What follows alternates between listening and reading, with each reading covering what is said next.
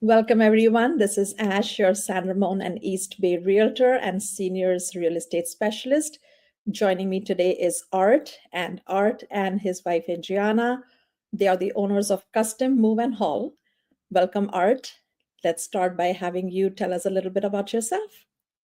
Thank you very much for having us.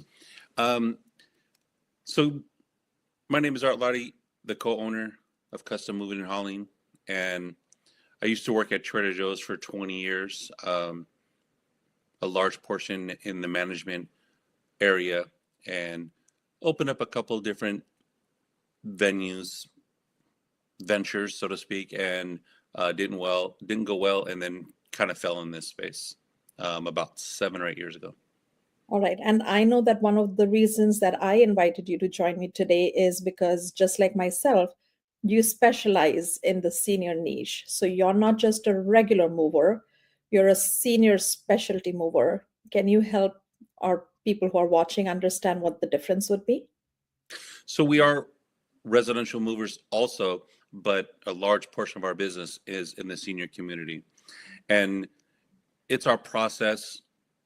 We're very patient with the clients, understanding it's a difficult time. A lot of people haven't moved for 30, 40, sometimes 50 years, and it's very challenging to kind of go through their items and make that transition.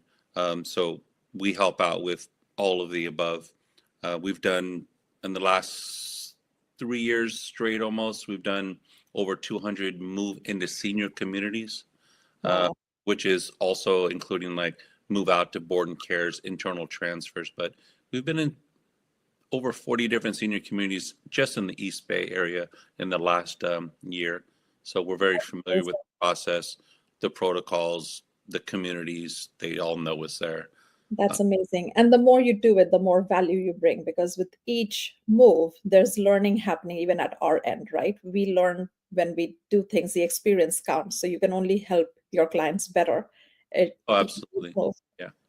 What helped make the decision of was it a coincidence that you ventured into the senior market, or was it there a particular reason? Yeah, so we belonged to a networking group and met a placement agent, and she created a group, a, a group of senior industry people inside a senior community. And so we started to go to that and just learn more about the senior communities. And it's a niche that I think not a lot of people are specialize in.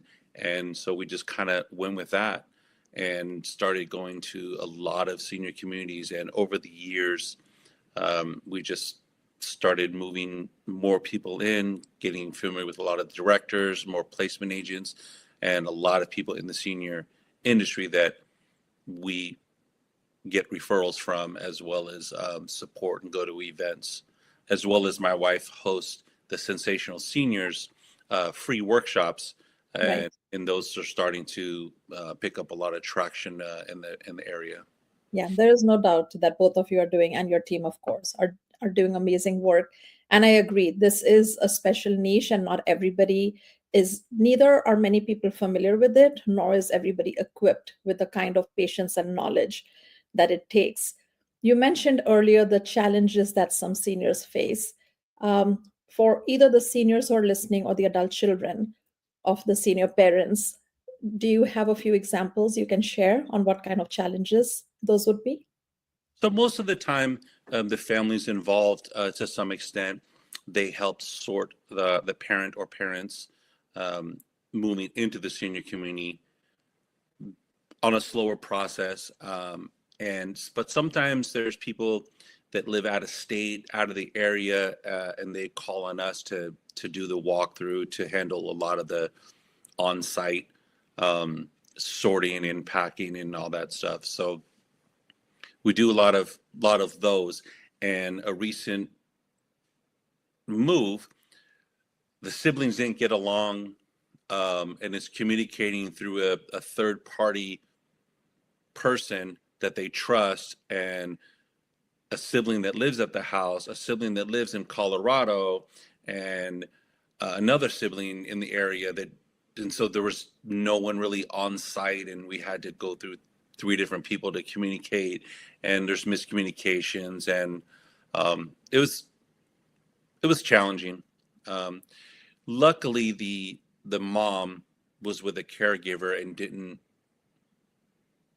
feel any of the stress that we did, going back and forth with the different brothers and stuff like that, and their tension and miscommunications and stuff. So she didn't really feel any of that. But it was really challenging on our end because I got my guys on the ground that are on site that are communicating with him, and then I'm communicating, and it took a lot longer than expected. But you were able to be the you were you were there as you were not just there to help with the move, but you actually interjected yourself in the situation to protect your client from feeling the brunt of it. Because if the communication, if she was a part of the process, she would have felt that burden and stress, and it wouldn't have been a smooth move for her. yeah, and luckily the caregiver was with her at all times, and didn't really feel the stress that we did as movers, not understanding and going back and forth between the siblings, and they didn't talk. They had to go through a third party, so that was a little challenging. But at the end, we got it done, and the mom didn't feel any of the stress, which was great. It just took a lot longer than expected, but Yeah, yeah. And these would be the ones that would go down in your memory book as one of the challenging times. But again, new learning, better opportunities for next time. yeah, with How hundreds of moves, you know, you think you see it all, you think you've been through it, and there's always a new situation coming up, monthly, quarterly, that we haven't seen, whether it's a situation with the family or a reactionary situation that mom or dad needs to move now. And so it's never a dull moment. right. And then, like you touched on briefly earlier, that sometimes the families are local, they're involved, and they do want to take that initiative of let's get this going because we're anticipating a move sometime in the future, a near future, or sometime later. Anybody who's in that situation, what kind of cost saving tips would you have for them? Somebody who's already has initiated the process. So by the time you come in, it would actually make your job easier too, and what they could do. Sometimes the families are pretty efficient, and we love those. I tell them where to get supplies at the local place, and sometimes they're very efficient. They pack everything, it's ready to go, it's in the living room, which makes our job easier. We'd rather have an efficient, smooth, short day than an unorganized, miscommunication, long day. Right. Any day of the week, efficiency is what we love, and we appreciate families that do, or have time. Some don't have time, and that's okay. But when they have time and they're efficient and they work with their parent that's moving in the community, most of them go really smooth. And that would be, I guess, the biggest cost saving tip, because then you have less man hours that you're spending. And I know that brief, when you and I have talked in the past too, you had briefly mentioned that if the packing part is difficult, if the family could even initiate the sorting, that would take away some quite a lot of the man hours instead of your team coming in and starting from scratch. Sometimes the family, they don't have time, or maybe they didn't make the correct decisions, and then the day of the move it's a little hectic, which takes a lot more time, which equals a lot more money because it's time. Right. But some families, I always tell them, spend the time sorting, because that's the hardest part. Sorting, putting stuff in an area so it makes efficient for us to pack stuff in boxes and move quicker, which in essence saves money. Time saves money. For anybody who's interested, what would be the best way for them to get started with your services?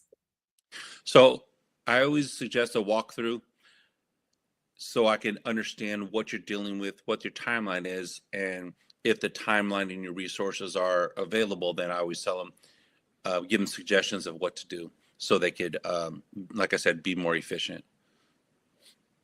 For a situation where someone is moving from there, so a family who's in the East Bay already, They're moving, and they're moving from their residence into a boarding care home or an assisted living facility. When you were to do the walkthrough, do you also offer doing a walkthrough of the property they're moving into? So you could help them assess what they want to bring with them, leave behind. We do offer that service. Most of the time, the family members go to the new community. They have a blueprint, they have dimensions, and they go through with the parent at a slower pace and draw where the couch goes, where the bed goes. They could fit the stressor and so forth. We do offer that service. We do it once in a blue moon, but most of the time the family members do it And themselves. sorted it out. All right. Thank you. This was a lot of information. One last question. We also, both of us working with the senior community, also know that the hesitation, the fear of the unknown, just that anxiety of starting a new process is never easy. It's never easy for anybody. And like you said, a senior who's lived in their home for 30, 40, 50 years, it's more overwhelming. Any words of wisdom for them to so they feel less hesitant or less anxious getting started? Just to start somewhere, it doesn't matter if you're 3 months away, a year away, just start sorting, because most of the time it's decades and decades of stuff they have to go through. And the parent wants to take everything, which is understandable. That's all they've known for 30, 40, 50 years. So to make decisions on a slower process, and go room by room, and doing that helps. That's good advice, going room by room, because then they can compare the living space they have in their single family home, for example, compared to the living space they're going to have at the assisted living community, and deciding what goes, what stays, pieces of furniture, like kitchen, for example. If they're not going to be cooking much anymore, most of the items can be donated or given to family. Yeah, and most of the time, that's what they do. I call it the yes, no, maybe pile. The no is, oh, I haven't seen it in a long time. I don't need it. I don't want it. Get it out of there. Donate it, throw it away, whatever. And then the maybe, oh, you know what? Maybe the kids might want it. Maybe the grandkids. And then there's the yes pile. So once you sort through those, because once it's gone, it's gone. So side on the maybes. And when you get closer to making that decision, then you could put it in the yes pile or the no pile. But the yes, no, maybe pile is my suggestion to go through each room. That's fantastic. So we are going to go room by room, create a yes, no, maybe file.